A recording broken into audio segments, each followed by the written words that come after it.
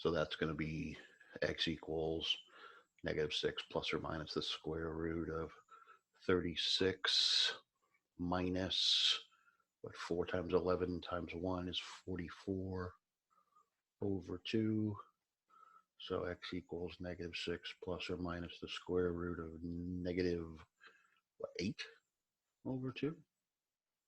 If I've done something weird there, let me know. -6 plus or minus 2i square root of 2 over 2, or -3 plus or minus the square root of 2i.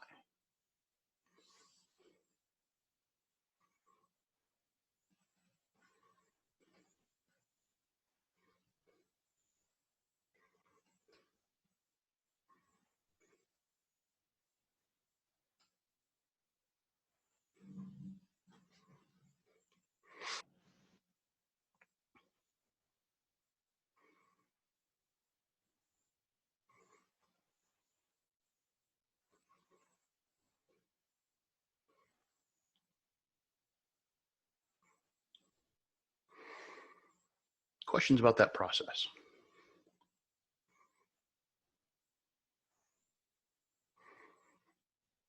We're going to look at one where the numbers get a little bit more finicky. But I actually had your question real quick. Shoot, what's that? Wouldn't that be a 2 in front of the I? Because it would be 4 times 2 to make 8. Right, but that turns into square root of -4 times 2. Oh, gotcha. I see Square what root you're of 4, yeah. Then it's 2. Yeah, okay. I see what you're doing. Cool. I got confused.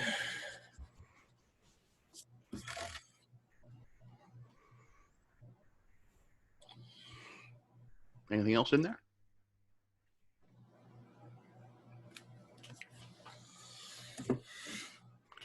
So let's say somebody wanted to throw people off. I mean, who would want to do that?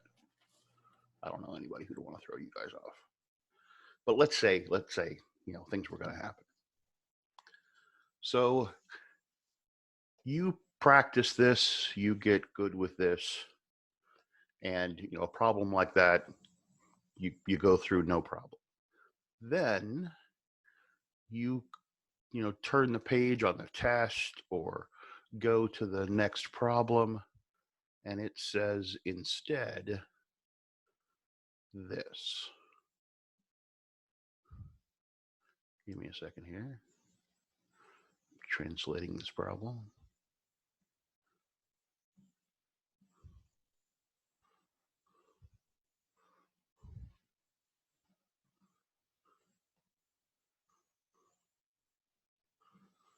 So 6, 5, 4, 3, 2, 1, 0. Okay.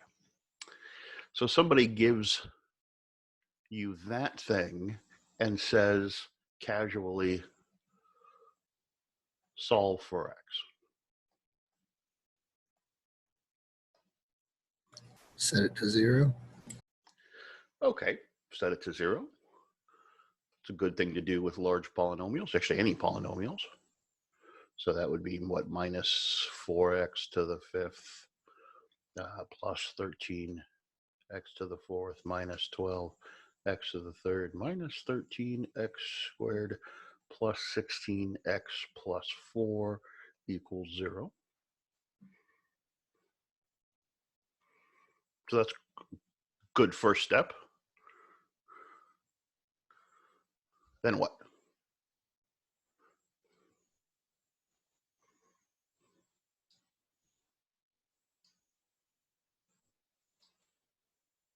That'd be a minus 4 on the end, wouldn't it? Oh, yep. Thank you.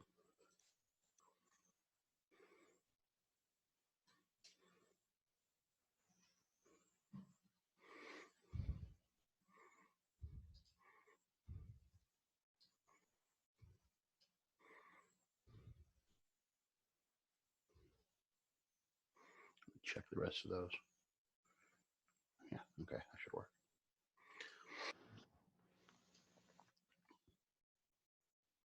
So what are we going to do to try to solve that? Graph it. We can graph it. Okay. So you got your shiny boxes. graph that, see what it looks like.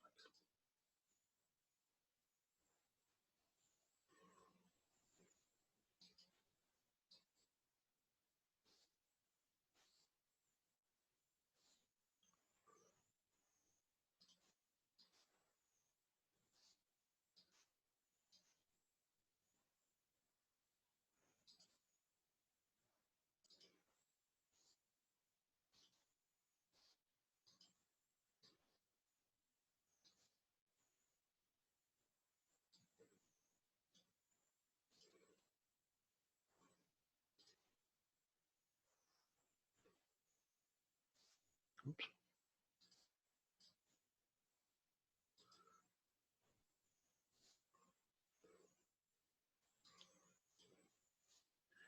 You guys are grabbing those calculators and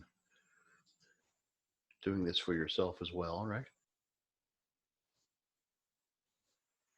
Yes, Matt, we're totally doing that. Awesome. Good, good. I'm doing it on Desmos. Cheater. No, Desmos is great for it. Okay, that all looks fairly good. No, I'm not even going to mess with that graphing window. I'm just going to grab that thing.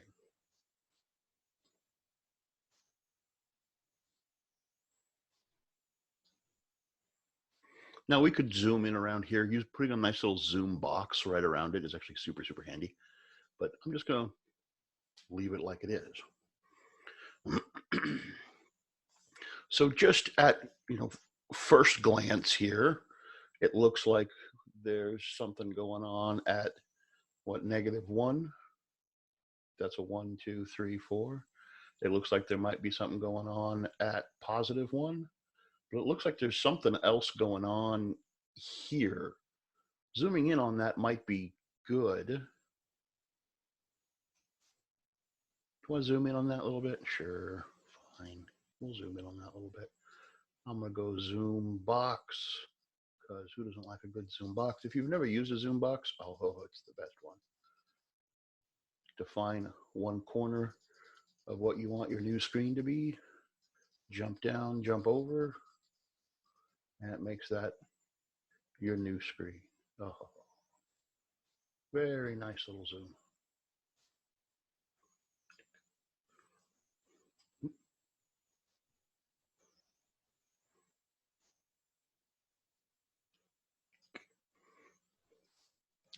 So again, it looks like something is happening there at -1. Looks like something's happening here at +1. And it looks like it's hitting somewhere in between that 0 and +1. So there's something in between there. Now, we could argue that that looks like it's, maybe about halfway. I'm in between. But it's really tough to tell whether that's, say, halfway, or is it 9/16, or is it 17/35? Is it, what is that value that we'd want to try to use to check? I think I had one problem on a test once where the 0 they had to use was 12/5. 12/5 is not a crazy of fraction, but it was hard enough that if you were just looking at the graph, there was no reason to think, oh, 12/5, I should try that. So what do we want to use to augment this graph to narrow down those choices?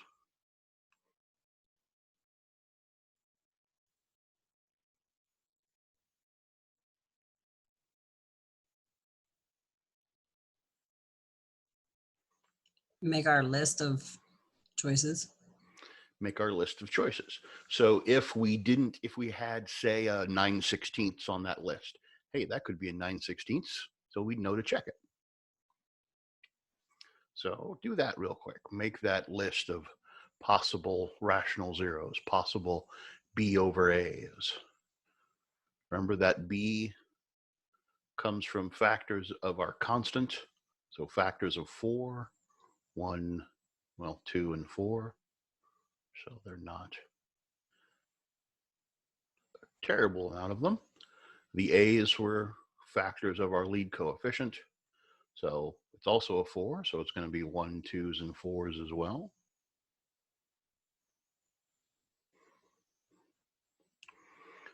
All the possible fractions we could make out of that, well, we could certainly make a 1, a 1/2, a 1/4, 2.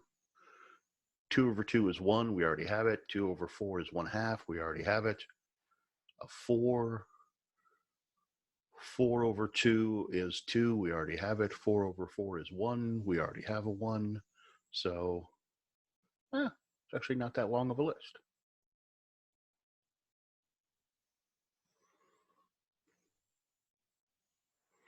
The only two numbers we have that are between 0 and 1 are 1/2 and 1/4.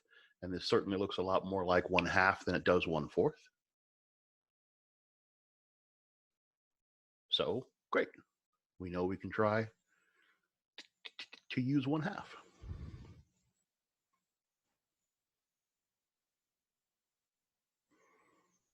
Again, that 1/2 is a fairly nice number, but hopefully you can imagine if we had things like, 5/8 or, 3/7 that will look kind of like 1/2. We might want to check things like that.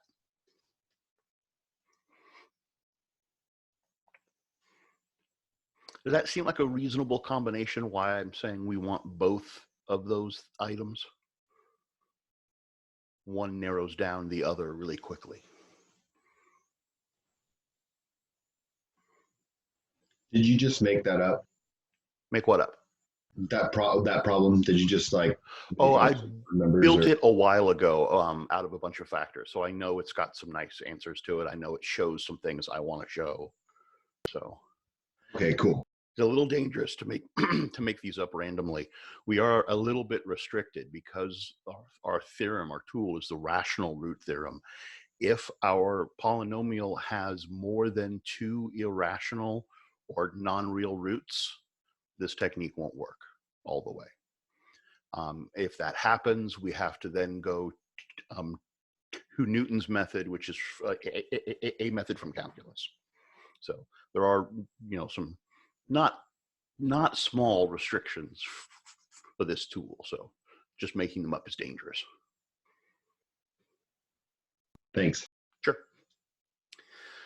So if we want to see, which ones of these are roots, or test to see if these are, and that looks like it's 1/2, test to see if those are roots, then we just pick one and start testing them. Let's go ahead and do that nice +1 first. No one's gonna fret about a nice +1. It's good to work with. So 4, -4, 13, -12, -13, 16, -4. And again, even if we checked in any number of ways to see if that 1 was a 0, the point of doing the synthetic division isn't just to test. It's also to perform the division and factor it down. So it's going to turn this 6th-degree polynomial into a 5th-degree polynomial and hopefully keep getting smaller and smaller. So 1 times that is 4, turns into a 0, 0, oops, 13. So 13, 1, 1, -12, -12, 4, 4, 0.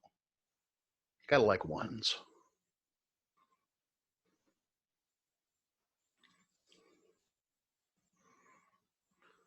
So, okay, that verified that this is actually happening at, sorry, not that one. Wait a second, the -12 turned into 14 over there when you multiplied it by 1? It did, because I was thinking of the 4. It's hard to talk and do this at the same time, frankly. But those subtracted and I got my 4. Thank you, Aaron.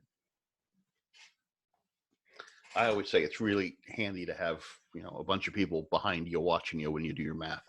They can go, dude, That's supposed to be a 4 or a negative, or really, really helpful. So that verified for us that this is indeed a 0 at +1, not just something that looks a lot like it's at +1. And again, for us right now, more importantly, it factored out the x-1 factor and gave us this nice 5th degree polynomial. Well, let's keep going. Let's go and do the 1/2.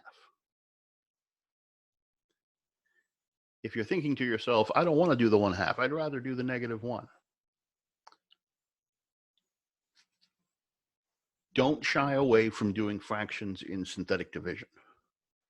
I know it looks like it could be horrible, but remember, this 1/2, if it's a 0, then it will work out to a nice 0 at the end, and it will work out clean all the way through. Almost magically work out clean, because that 1/2 is a special value for this polynomial. You're not going to get nasty fractions that you're going to have to build along the way. If you do synthetic division with a fraction and it starts getting weird and big and you're going to having to find common denominators, stop. That fraction's not working. Try a different one. We get a nice, what, 4, half of 4 is 2. Add those together, we get 2. Half of 2 is 1. Add those together, 14. You know, it's always going to work out to be some nice even number because we're multiplying it by a half. If we were doing the synthetic division with a third, they'd all end up being multiples of 3. It's always going to work out that way if it's the right number. Let's see, half of 14 is 7, so 8. Half of 8 is 4, so -8. Half of -8 is -4, 0. You know, it works out like magic all the way through because it's a magic number for the polynomial.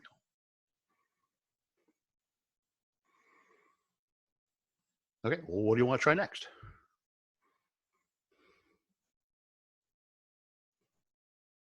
Would you divide it by -1? We could, technically we're dividing by x plus 1, using that division with the root of -1, but yes, absolutely, however you want to express that, the -1 in our synthetic division, or you might say take out the root of -1. Sure, we could do that. That 4 would still come down. So what, -4, -2, and then 2, 16, -16, -8, excuse me, +8, 0.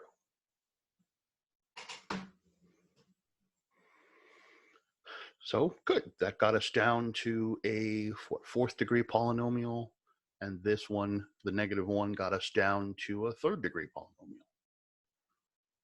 We're halfway through this thing. We have a solution set so far, excuse me, of what, 1, 1/2, and -1. That's 3 of the 6 solutions we know we're looking for. Okay, now what? 1/2. But Aaron, we already tried 1/2. Why would we try it again? Because the graph deflects there, so it's a squared. Yeah, the graph deflects. I like deflects. Deflects is nice. Bounces off of that. So that root, that 0, likely has a multiplicity 2. So it's probably a factor not just of x minus 1/2, but it's probably x minus 1/2 squared.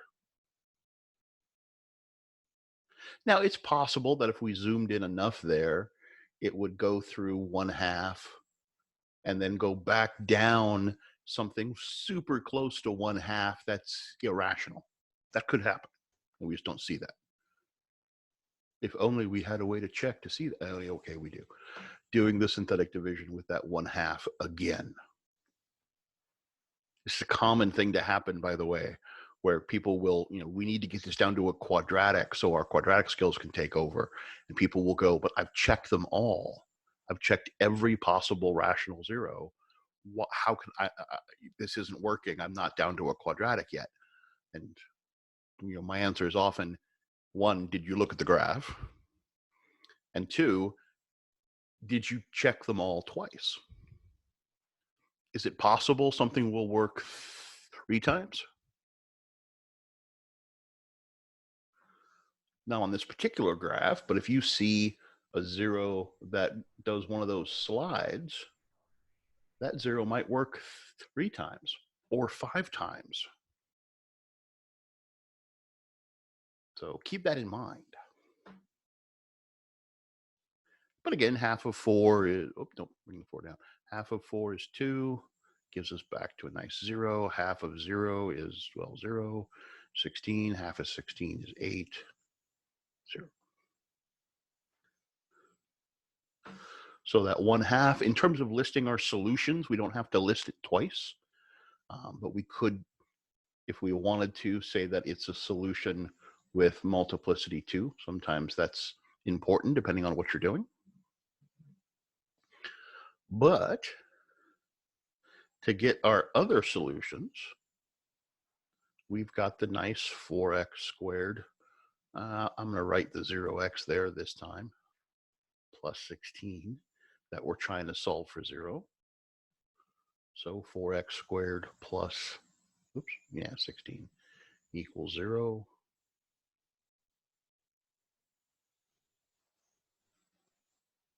Yeah, that's what I want. So 4x squared equals -16. So x squared equals -4. So x equals plus or minus the square root. Square root of 4 is 2i.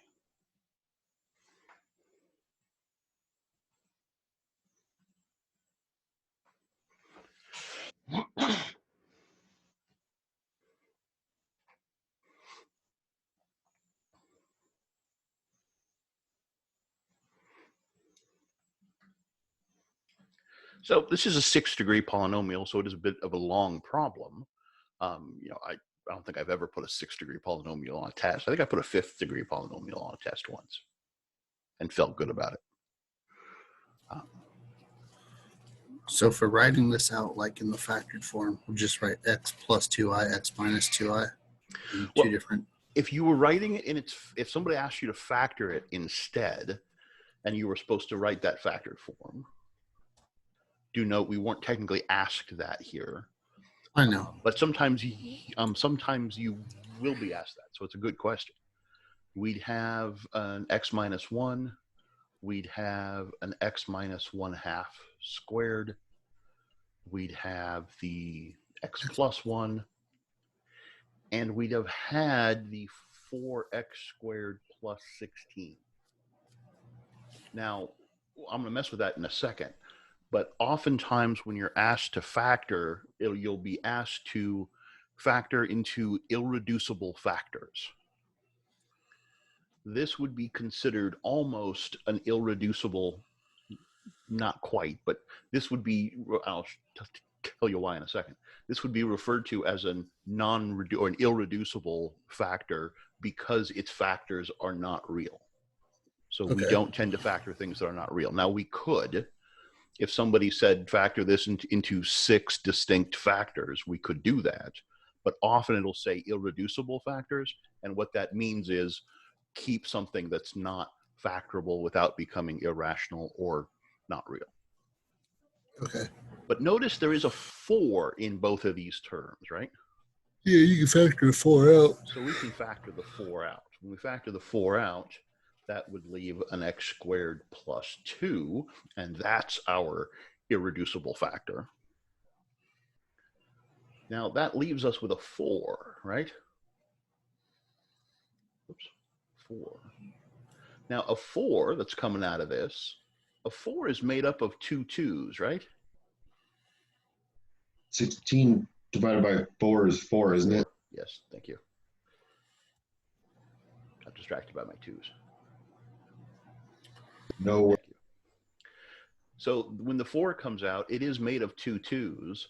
And I'd actually like to take each of those twos and distribute them into each one of those two x minus 1 halves. So that x minus 1 half, remember, is x minus 1 half times x minus 1 half. So I'd like to take one of those twos, put it in front of one of those, the other two, imagine it in front of the other, and then distribute the twos into there. Why do I want to do that? Well, because it makes it look like 2x minus 1 instead, which is much prettier.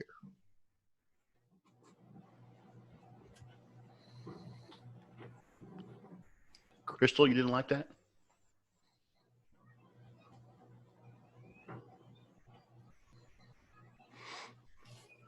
You'd prefer it written as 4 times x minus 1 times x minus 1 half times the x plus 1 times You're the still muted, Crystal. x squared plus 4.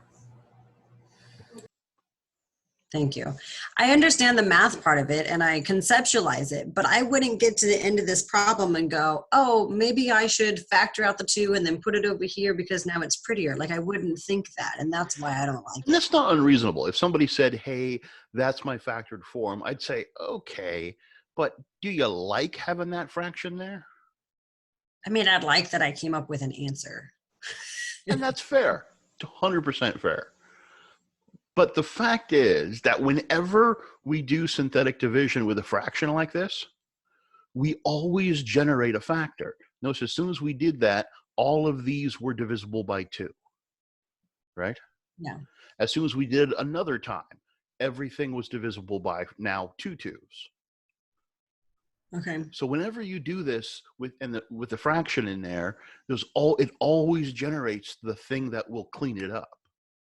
So then couldn't you divide it by 2? Would you get the same answer if you did the synthetic or division with 2 instead of 2 1/2? No, but you could at this stage have said, okay, hey, these are all divisible by 2, so I'm going to factor a 2 out and clean that up. Because oftentimes, like if you were factoring something and got x minus or x plus 1 times 2x minus 1, you would have said my solutions were -1 and positive 1/2, right? Yeah. That 1/2 really is coming from a factor that looks like this. But our tool builds that. I want to clean that up. Oh, luckily, I generated a 2 when I did it. Interesting.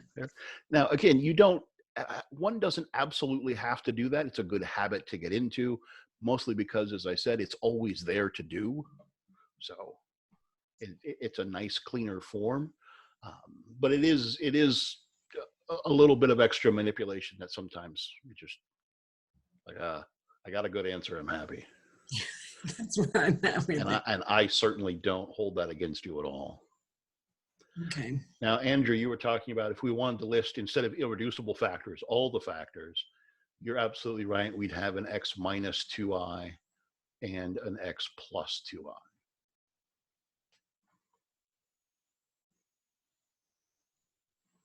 Are you talking to me or somebody else? My wife, sorry. Okay, no problem. So that is, if we wanted to write all of the real and unreal factors, it would look like that. Let's see, last little note, excuse me. This is a 6th degree polynomial, so we know we should have 6 solutions, 6 roots. It certainly looks like we only have 5. Actually, in some ways, it looks like we have 4, but the plus or minus certainly is 2 different answers, so it looks like we've got 5. This 1/2, that multiplicity 2, does mean it's that answer coming up twice. So it does count as being 2 answers for a total of 6. They don't have to be distinct roots. They don't have to be different from each other. There just has to be 6 of them. So if we add all the multiplicities up, it should add up to 6. So when you distributed the 2 to the x minus 1/2, or minus 1/2, Mhm. and you get the 2x minus 1, you'd still keep that squared? Yes, because essentially I'm putting the 2 into that one and then the other 2 into the other one. So we're getting Okay. a 2x minus 1 and then another 2x minus 1. So then it turns back into the 2x minus 1 squared. Okay. So this square and those 2's are coming from different sources. Is that fair? Got it. Okay.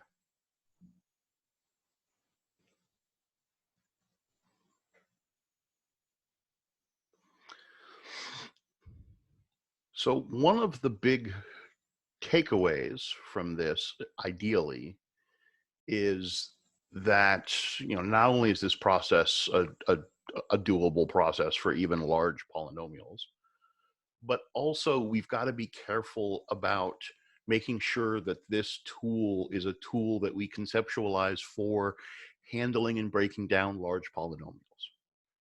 If we're told to solve, Andrew, your initial reaction was great. Set it equal to 0 and then start trying to factor it. If we're told to find x-intercepts, set equal to 0, factor it.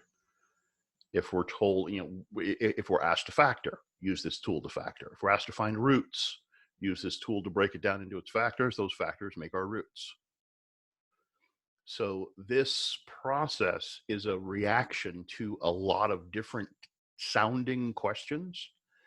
And unfortunately, it's really common to have someone who, when they get the problem in, say, this form, 6x to the 5th minus 3x to the 4th minus 40x to the 3rd plus 20x squared plus 64x minus 32.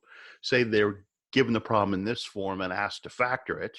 They go, factor it. Okay, rational root theorem. They list out their possible zeros. They look at the graph. They do the synthetic divisions. They find all the factors. And they're like, awesome. And then they go to the next question. And the next question says equals there and doesn't have that and says solve. And they look at it and go, I have no idea what to do. You just do the same thing. Yeah, that's what I say. But they'll look at it and go, but what, yeah, you're still, okay, now set equal to 0. Okay, now factor it. How do we factor it? Same tools. Fair? So it's important that this becomes a general tool that we think of as, okay, I got a big polynomial. How do I break it down? Rational root theorem, list of possible zeros, look at the graph, all that.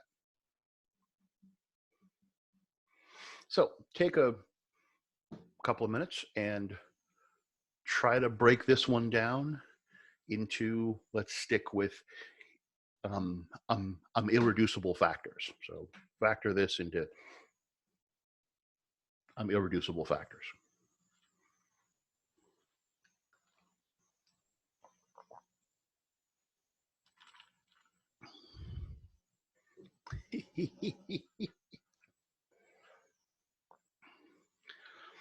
And yet Frodo does.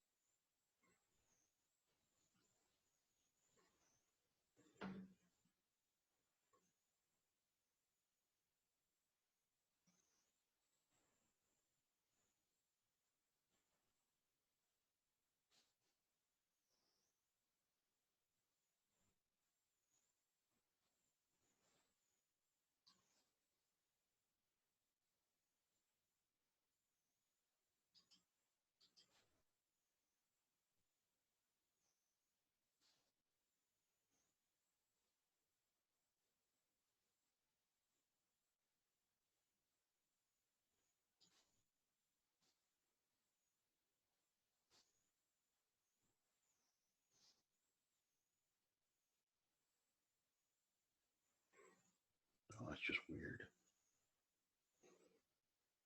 Oh, mess with them though.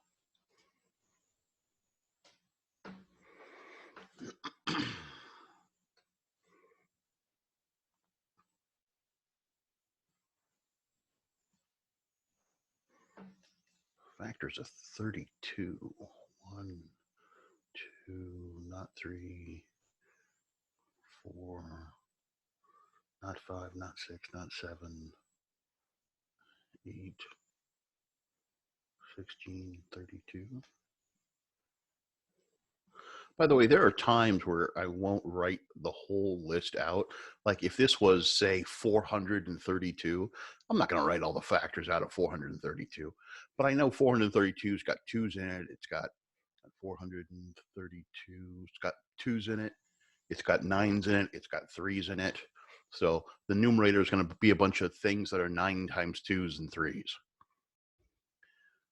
The denominator, it's a 6. So the denominators are halves, thirds, and sixths.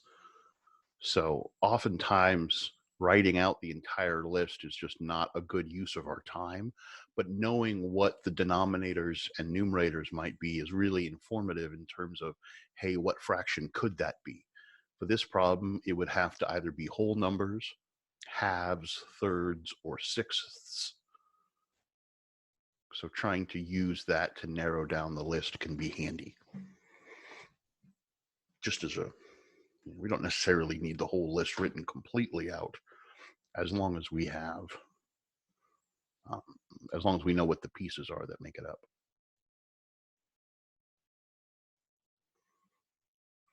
This one's not too bad though. It's not great, but it's not too bad.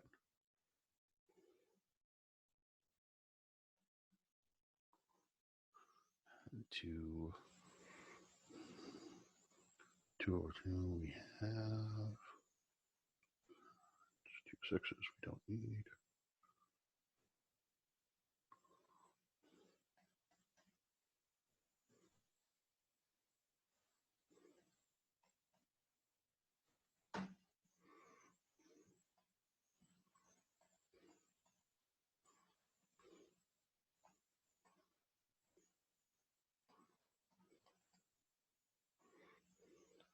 And you'll notice a lot of them reduced away into something we already had. So not too terrible, I hope.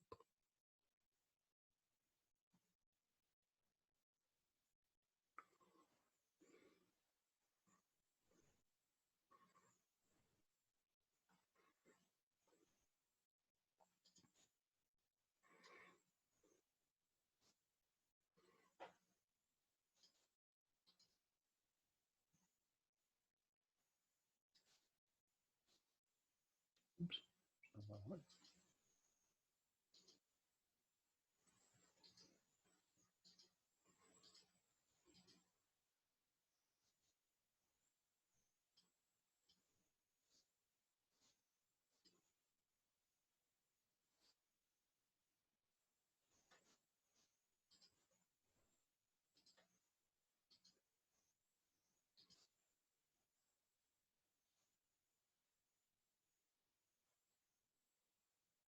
Ooh, that should be a third.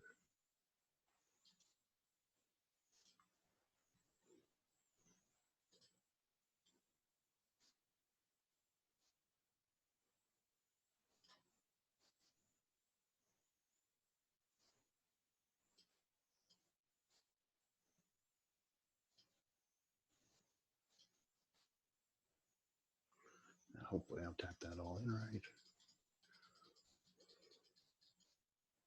This is certainly where Desmos is nice.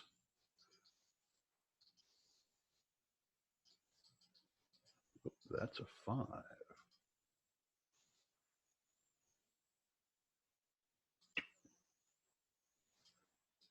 I'm glad I checked.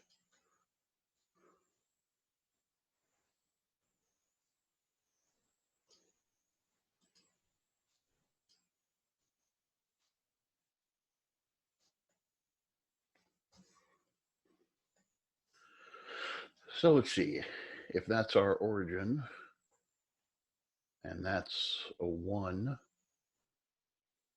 it's a little hard to tell on this graph. That's a 1, You guys might be able to tell better on yours. That looks like a 2. Is that a -2? So it looks like maybe a 1/2. This looks like more, well, It's not quite -2, but there is a -2 just beyond your scope. oh, okay. So let me change my, yeah, that zoom's a little intense. All right, here's the thing I don't understand. So you have clearly on mine, like I zoom in, I have the 1, I have the 2, Mhm. I have the one that looks like 1/2, and then I have one that looks like 1 2/3. Okay. But nothing on here equates to that. To 1 2/3. Yeah, because that would be like 5/3, and we don't have that. Yeah, I Then- was kind of getting stuck at something. Because on Desmos it says it's 1 point, or we have a -1.633 and then a positive 1.633, but I couldn't figure out which fraction it was. So I figured it was my faulty math. Is it possible it's not a fraction and instead it's an irrational number? Absolutely. It's Whoa. absolutely possible. So if you see something that looks like it was what? 1 in, 1.63 and some random. okay, so it looked Yeah. like somewhere around 1 2/3. Yeah, The fraction version would be what, 5/3, right? yeah. And we have nothing near that, right? Okay. So that isn't 1 1/3. That is some irrational value. It'll come from the quadratic formula. So we just ignore it So you just ignore it. and go with the ones that are easily obtainable. Yep. And that's one of the reasons we want both the graph and the list, because the list tells us, well, it could be 5/3, but if we look on our list, there's no 5/3. So don't bother. Does that make sense? Yeah, And that is, again, is why it's important to have both. yeah. Because I have that on both sides of the graph, and I was like, that doesn't work. That's also a hint because that's the plus or minus happening in your quadratic formula or when you solve a quadratic. Yeah. So for nice ones, you said it looks like -2 is a nice one.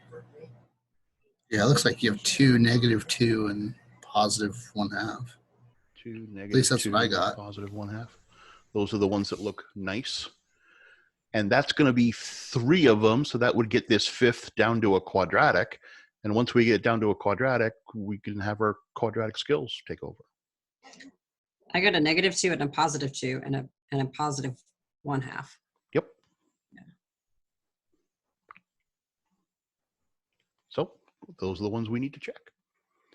Again, the order we do them in doesn't really matter. Some people like to do the fractions first because it helps them practice their fractions and not be so nervous about them. That's all of you guys, right?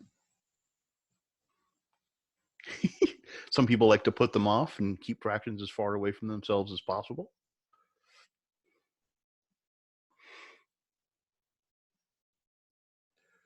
So is that -22?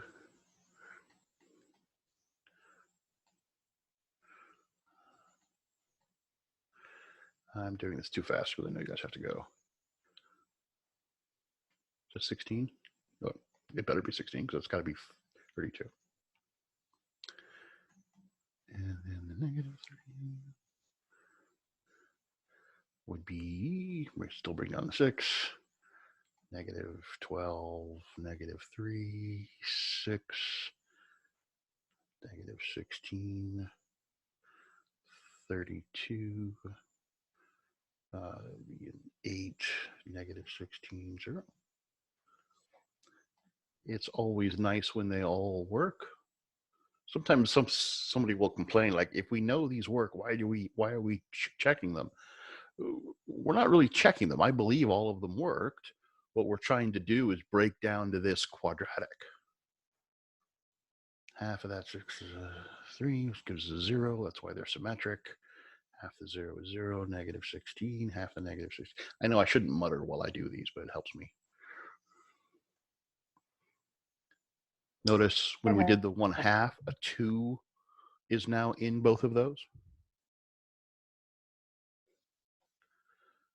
So we have our x plus 2, our x minus 2, our x minus 1/2, and we're left with down here a 6x squared minus 16. That, of course, again has a 2 in it, so we could factor that 2 completely out because our job is to factor it. X minus 1/2 and x squared minus, 8?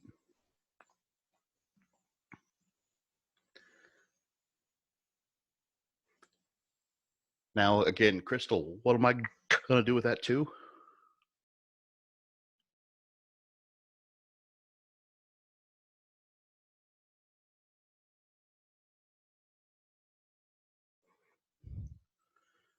Because Andrew doesn't like fractions. You're muted. I hate fractions. Me too. Well, then let's get rid of it. So we factor it into the half and make a 2x. Technically distribute it into the half, but yeah. Oh, distribute it into the half. So x plus 2. I just wished at one point fractions ever went away, but so far, no luck. Well, we just made that fraction go away. There will always be more fractions, though. There will, but we'll always be able to get rid of them when our fraction skills are strong.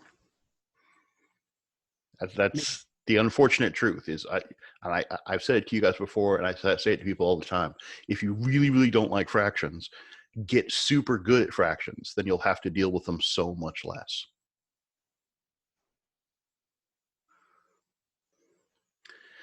Now, again, if we were asked for our irreducible factors, those are our irreducible factors because this doesn't factor cleanly. If we wanted to write it in all rational and irrational factors, that would be in x, minus 2 square root of 2 and x plus 2 square root of 2.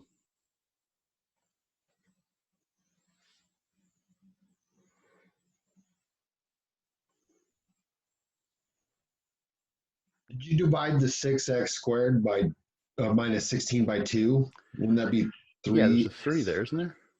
Yeah, 3x squared by. So that over 3, ew. You see why we don't do that, right? It's just ugly. Oh, it's even the square root. Oh, God, it's terrible. Yeah, just don't do it. Okay, if we had to do it, we should write it out. That's what I get for trying to rush so you guys can get out of here. So it would be x squared equals 8/3. And then when we took the square root of both sides, we'd get x equals plus or minus 2 square root of 2/3, which would be 2 square root of 2 over the square root of 3, which we'd have to rationalize. So it would turn into 2 square root of 6 over 3. Ugh. Ugh. I don't blame you for leaving. Ugh. It's terrible. X minus 2 square root of 6 over 3 and x plus 2 square root of 6 over 3. Ew. And I don't mind staying to do more math. So What's that? I never mind staying to do more math. It's always good practice. That's good. But yeah, that's one of the reasons. If we're looking at factors, stop when the factors stop factoring. Because, seeing these separately like that, unless you actually need those numbers, it's not helpful. If you actually need those numbers, then you're trying to find the roots, the solutions, or the zeros, and that's what you would have been asked for.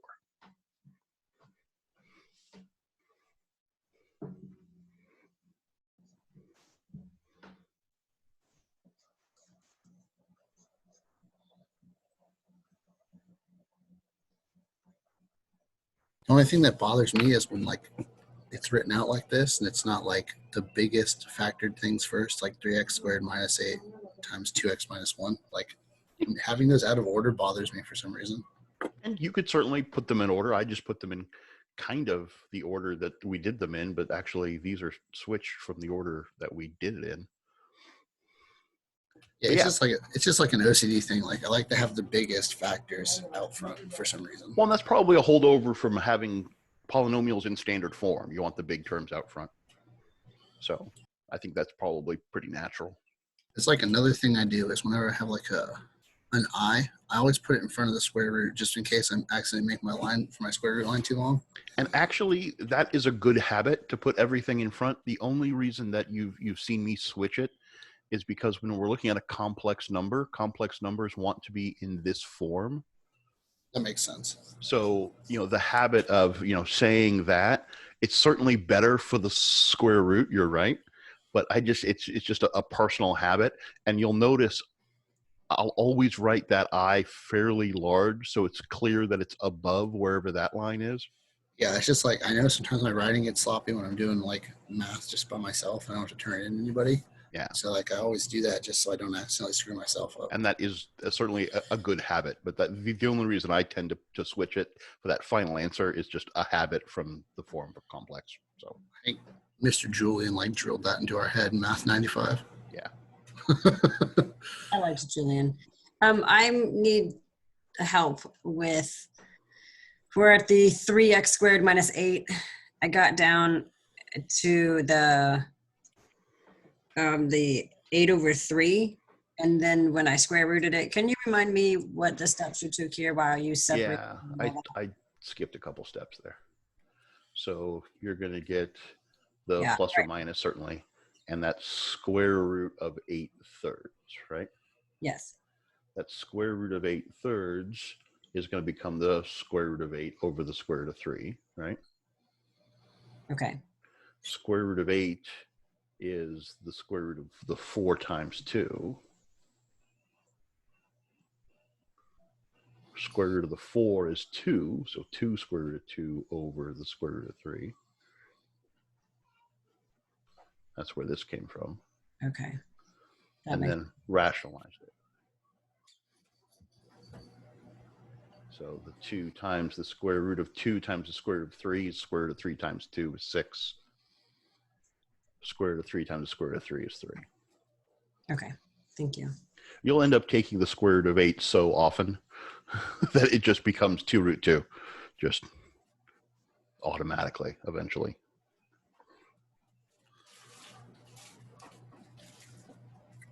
I'm going to write that down just because if I don't, I'll be like, the hell am I doing?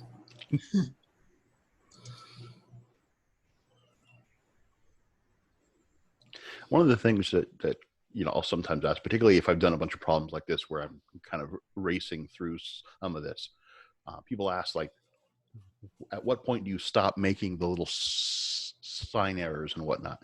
You notice that never stops. I'll make them every once in a while, even with all of the practice I have. But also, how do you get clean and fast with these tools?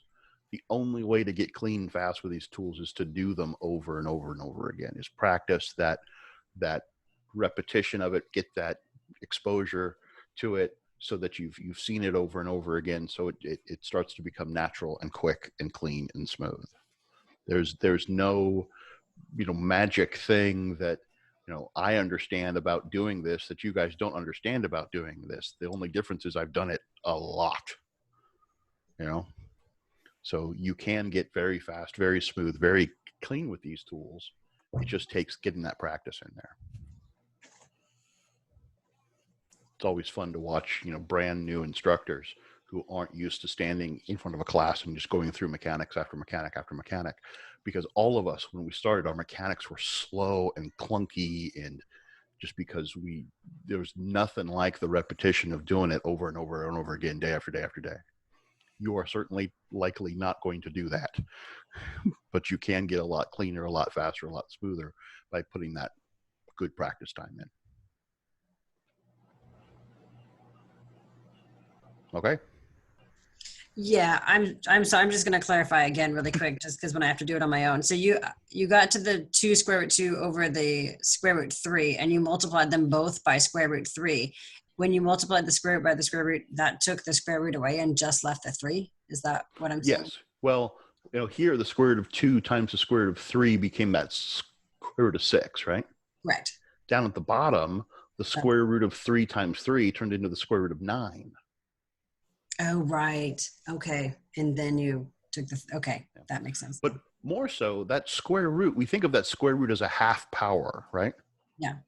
One of the reasons we think of it as a half of a power is because this really is half of a 3.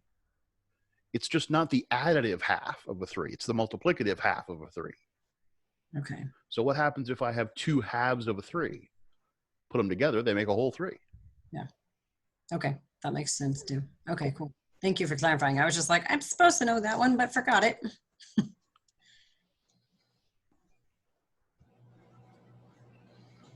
Okay, well, you guys go off and practice this stuff. We'll play with rational functions tomorrow.